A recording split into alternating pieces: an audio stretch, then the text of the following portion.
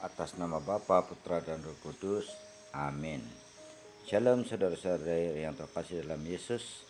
Kita bertemu kembali dalam renungan santapan firman Tuhan pada hari ini 9 hari bulan November 2025 bersemangat dengan hari Ahad.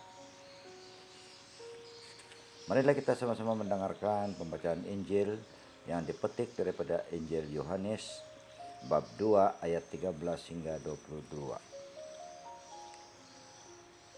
Ketika hari raya Paskah orang Yahudi sudah dekat, Yesus berangkat ke Yerusalem.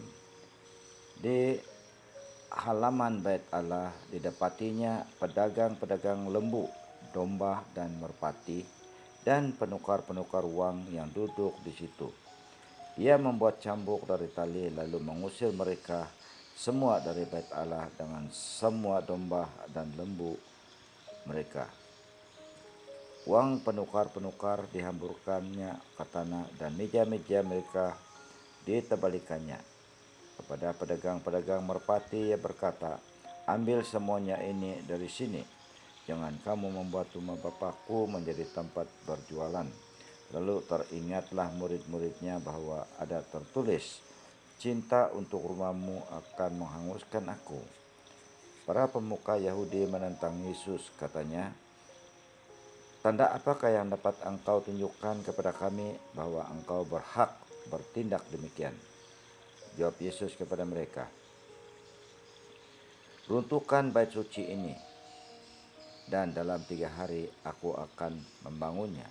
Lalu kata para pemuka Yahudi itu kepadanya, 46 tahun orang mendirikan bait suci ini, dan engkau dapat membangunnya dalam 3 hari. Namun yang dimaksudkannya dengan bait suci ialah tubuhnya sendiri. Karena itu, sesudah ia bangkit dari antara orang mati, murid-muridnya teringat bahwa hal itu telah dikatakannya, dan mereka pun percaya kepada kitab suci dan kepada perkataan yang telah diucapkan Yesus. Firman Tuhan, terpujilah Kristus. Saudara-saudari yang terkasih dalam Yesus,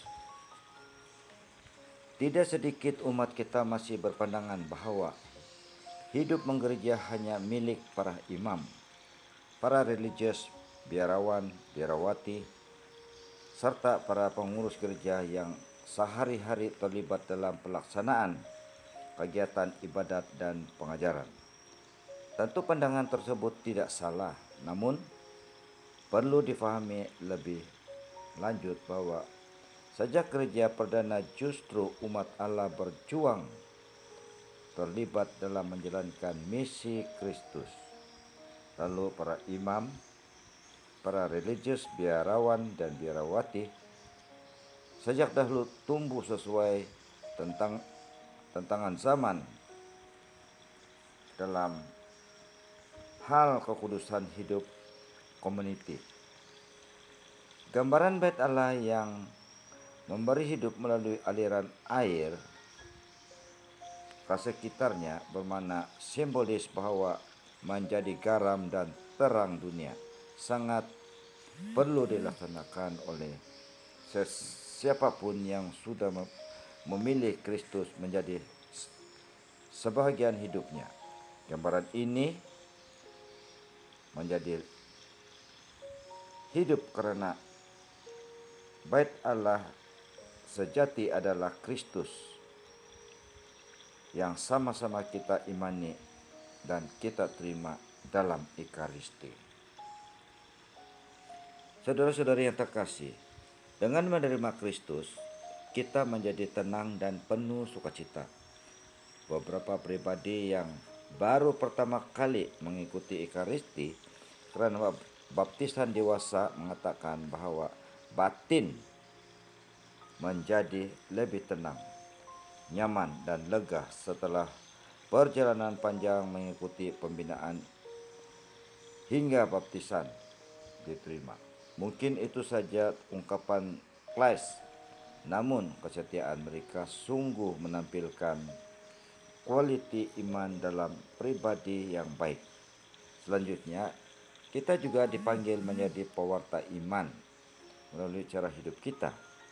Demikianlah Kristus dalam setiap Ekaristi yang kita terima memberi tanda hidup bahwa bait Allah hadir dalam diri yang Ekaristi. Karena dengan mengikuti Ekaristi, kita menjadi pembawa kasih Kristus bagi sesama. Marilah kita semakin meneguh diri dengan pengalaman rohani kita bersama Yesus, karena dengan itu pula kita makin dibentuk menjadi bagian tubuh mistis Kristus, bait Allah yang hidup sampai keabadian.